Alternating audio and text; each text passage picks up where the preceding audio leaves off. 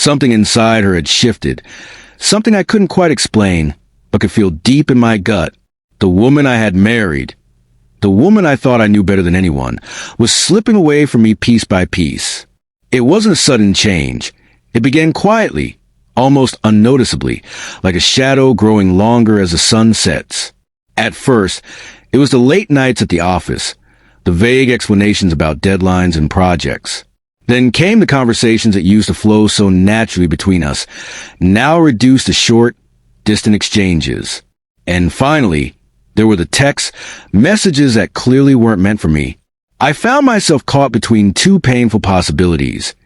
Should I trust my instincts, which screamed that something was wrong, or should I silence those thoughts and bury them in the back of my mind, convincing myself I was imagining it? For months, I chose the latter. I convinced myself that I was being paranoid, that maybe marriage just changed with time, that work stress was taking its toll. But with each passing day, as I watched her drift further away, the weight on my chest grew heavier. I knew I couldn't live in this uncertainty forever. Something had to give. When Sarah first got her promotion, I was genuinely happy for her. She was ambitious, excited, and proud, and I wanted to support her every step of the way. But little by little, she began to change. The woman who once laughed at silly jokes with me and stayed up late sharing dreams and fears now seemed guarded, her attention always somewhere else. She wasn't cruel, but she wasn't fully present either. I tried to shake off my doubts. I didn't want to be that husband, the one who suspects his wife of things she isn't guilty of. Still, the signs kept piling up. She started going to more work events, leaving me alone at home with nothing but my thoughts. Her phone became an extension of her hand, and whenever I walked into the room, she'd tilt the screen just slightly away. One night, determined to bring back some spark, I came home early to surprise her. Instead of being happy to see me, she didn't even notice me at first. She was too absorbed in her phone. The smile on her face as she typed froze me in place.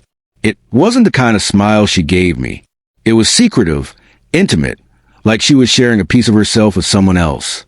I asked her about it, trying to sound casual, but she brushed it off with a practiced ease. Just a colleague, she said, asking for advice. I wanted to believe her, but the image of that smile kept replaying in my mind. Over the next few days, I couldn't sleep. I lay awake, torn between the fear of losing her and the fear of being right. And then I noticed it, a new name in her contacts, Alex. At first, it seemed harmless, but the more I watched, the more undeniable it became. Late nights, weekends away from me, projects that demanded her constant attention. It all pointed in one direction. The uncertainty was unbearable. I couldn't keep living in this half-truth, this limbo where I was too afraid to confront reality. So I did something I never thought I'd do. I hired a private investigator. His name was Mark, a quiet man with a sharp eye and an unshakable calm. For days, he followed Sarah's every move, documenting her life in ways I couldn't bring myself to. I dreaded the results, but I also craved them, because whatever he found, at least it would be the truth. When Mark came back, he didn't have to say much. The evidence spoke for itself.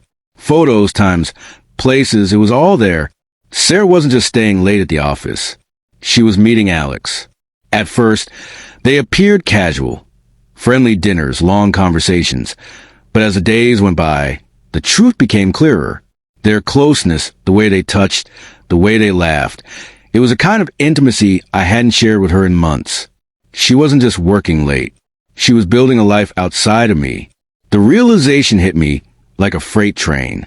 All the signs had been there, but I had ignored them, clinging to the hope that love would explain away the inconsistencies. Now, staring at the evidence, I couldn't deny it anymore. My marriage wasn't what I thought it was. When I confronted Sarah, she tried to deny it at first. But when I laid everything in front of her, the photos, the text records, the patterns she couldn't explain, her defenses crumbled. I watched the color drain from her face as she admitted the truth. Alex wasn't just a colleague. He had become something more. She told me she was torn between her career, her new life, and the love we once had. But then came the words that shattered me completely. Asterisk. I don't know if I can choose you anymore. Asterisk. In that moment, The world seemed to collapse around me. But something inside me shifted as well. For the first time in months, I felt clarity. This wasn't just about her betrayal.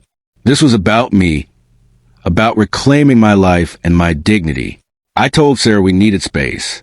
I packed a bag and left. It was one of the hardest decisions I've ever made, but it was also the most necessary. The weeks that followed were painful.